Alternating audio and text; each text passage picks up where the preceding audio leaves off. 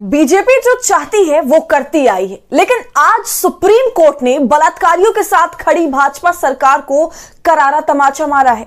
आज supreme court के फैसले ने हर एक हिंदुस्तानी का दिल जीत लिया है। सुप्रीम कोर्ट ने इस देश की बेटियों को यह भरोसा दिया है कि सरकारें बलात्कारियों को बचाने के लिए जितनी भी कोशिशें कर लें, लेकिन सुप्रीम कोर्ट से इंसाफ जरूर मिलेगा। और इस बार इंसाफ मिला है बिल्किस बानो को। बिल्किस बानो के बलात्कार के दोषियों को गुजरात की भाजपा सरकार ने जेल से रिहा कर दिया था, लेकिन आज सुप्रीम कोर्ट ने गुजरात सरकार के फैसले को पलटते हुए सारे दोषियों को जेल भेजने का फैसला सुनाया है। ऐसे में आज सुप्रीम कोर्ट में क्या कुछ हुआ, पूरी कहानी को विस्तार से बताएंगे, तो वीडियो को अंत तक जरूर देखिए। नमस्कार, आदाब, आप देख रहे खबर अड्डा और मैं हूं आपके साथ सुम्बुलीरम। 15 अगस्त 2022 को लाल किले से खड़े होकर प्रधानमंत्री बेटियों की सुरक्षा की बात कर रहे थे, तो दूसरी तरफ उसी शाम गुजरात की भाजपा सरकार ने बिल्किस बानो के बलात्कारियों को रिहा कर इस देश की बेटियों को संदेश दे दिया कि उसके करनी और कथनी में कितना फर्क है। जब बिल्किस बानो के बलात्कारियों को रिहा किया गया तो कैसे उन दोषियों का फूल मालों और आरतियों के साथ स्वागत किया गया था। इस देश के ही एक समाज ने पूरे देश को यह संदेश दिया कि वो मानसिक रूप से कितना सड़ चुके हैं। गुजरात की भाजपा सरकार ने बिल्किस बानो के दरिंदों को छोड़ते हुए कहा था कि इन दोषियों का व्यवहार अच्छा है, इसलिए इनकी सजा माफ कर आजाद किया जा रहा है। तो भाजपा के कुछ नेताओं ने इन वैशी दरिंदों को संस्कारी बताया था। इन बलात्कार के दोषियों ने गुजरात चुनाव के समय भाजपा के लिए प्रचार भी किया था और राजनीतिक पंडितों की माने तो गुजरात चुनाव में फायदा हासिल करने के लिए गुजरात की भाजपा सरकार ने बलात्कारियों के साथ प्यार दिखाया था। लेकिन आज बिल्किस बानो गैंगरेप मामले में सुप्रीम कोर्ट ने 11 दोषियों की रिहाई का आदेश रद्द कर न सिर्फ बलात्कारियों पर तमाचा मारा है, बल्कि गुजरात सरकार को और भाजपा को नंगा कर दिया है।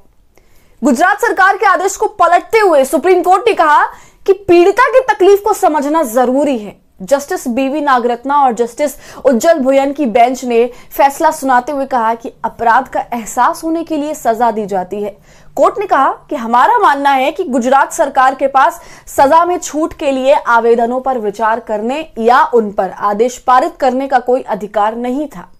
इस दौरान जस्टिस नागरत्ना ने कहा कि सुनवाई के दौरान कुछ बातें सामने आई। क्या धारा 32 के तहत दायर याचिका सुनवाई योग्य है? क्या सजा में छूट के आदेश पर सवाल उठाने वाली जनहित याचिकाएं सुनवाई योग्य है? क्या गुजरात सरकार इस पर आदेश पारित कर सकती है? क्या सजा में छूट देना नियमों के अनुकूल था? इस मामले में सुप्रीम कोर्ट के जज ने कहा, एक महिला सम्मान की हकदार है, भले उसे समाज में कितना ही ऊंचा या नीचा क्यों ना माना जाए, या वो किसी भी धर्म को मानती हो या किसी भी पंथ को मानती हो। क्या महिलाओं के खिलाफ जघन्य अपराधों में छूट दी जा सकती है? ये ऐसे मुद्दे हैं जिस पर छूट नहीं दी जा सकती है।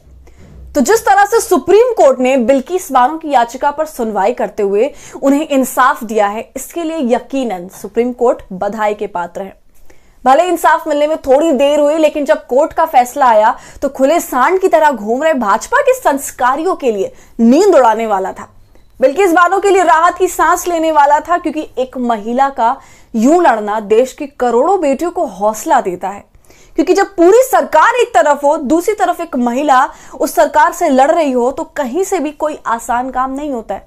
क्योंकि याद कीजिए 3 मार्च 2002 को जब गुजरात दंगों के दौरान दाहोद में बिल्किस बानो के परिवार पर हमला हुआ था, इस दौरान उनका गैंगरेप किया गया, उनके परिवार के 7 लोगों की हत्या कर दी गई। बिल्किस तब 5 महीने की गर्भवती थी और गोद में 3 साल की एक बेटी भी थी। इस दौरान दंगाइयों ने उनकी 3 साल की बेटी को पटक पटक कर मार डाला। साल 2004 में गैंगरेप के आरोपियों को गिरफ्तार किया गया।